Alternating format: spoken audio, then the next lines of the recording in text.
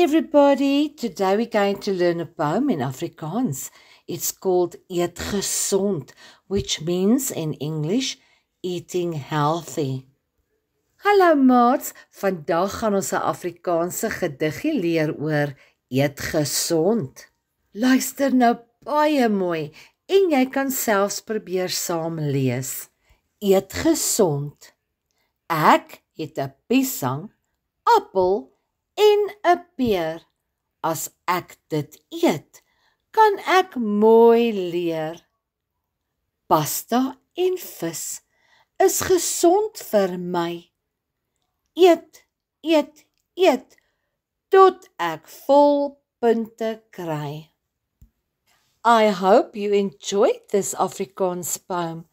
So, the second time around, I want you to try your best to say the poem with me. You can even read it. Ek hoop julle het mooi geluister.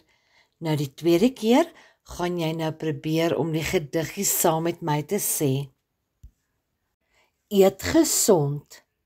Ek het 'n piesang, appel en 'n peer. As ek dit eet, kan ek mooi leer. Pasta en vis is gesond vir my. Eet, eet, eet, tot ek vol punte kry. Wow, well done. Baie mooi maats. Your teacher can now pause the video so that you can go over the words again.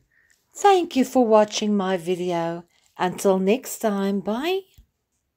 Tot volgende keer maats. Mooi bly, totsiens.